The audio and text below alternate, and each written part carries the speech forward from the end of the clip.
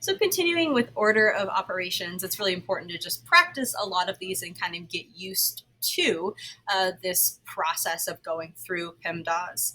So in this next one, you see that we first have to start with parentheses. What's inside the parentheses? Well, we have these larger parentheses here, and so we need to do what is inside of those. Well, there's a bunch of stuff inside there. So how do we know what to do first? Well, we use PEMDAS inside of these brackets. So the first thing I see are these parentheses. So I'm going to do that first. 10 plus 3 is 13. So now I have, and you will not always have to write these out, but it's helpful when you're learning. You won't have to write down every single little step eventually. So at the beginning. So the next thing we're going to do is still following PEMDAS. We're going to start with the exponents. So here we have 13 squared, which would be 169, minus 9. Okay. And so finally we can do the last thing left in these parentheses, which is 169 minus 9. So we have 160 divided by 20. So we did everything in the parentheses, in the brackets, and then we worked our way all the way down to 160 divided by 20. That is our last step, which would leave us with 8.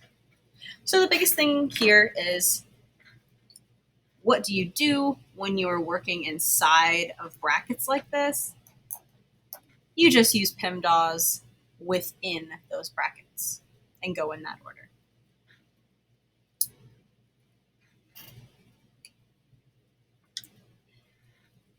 This next one here, we are going to, again, start to move through PEMDAS. So first thing, parentheses, don't see any of those, so that's done.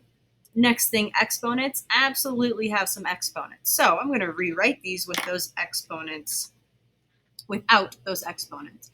So I have negative 3 plus 2 to the third, which remember is 2 times 2 times 2, which is 8,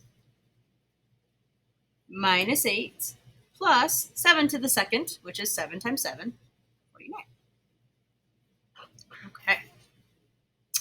All right, so we've worked out our exponents. Now we have multiplication. I don't see any multiplication in there, nor do I see any division, right? And remember, multiplication and division, if we have both of them, we go left to right. All right, same with addition and subtraction. I definitely see addition and subtraction. What do I do first? Well, it's all addition and subtraction, so I just get to go left to right. So negative 3 plus 8 would be 5.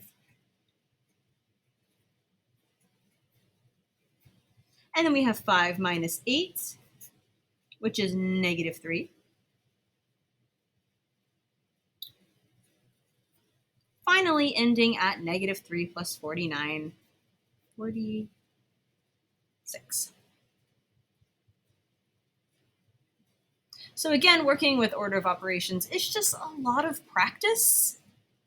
And if you would like to go over anything individually with me, please feel free to reach out through email.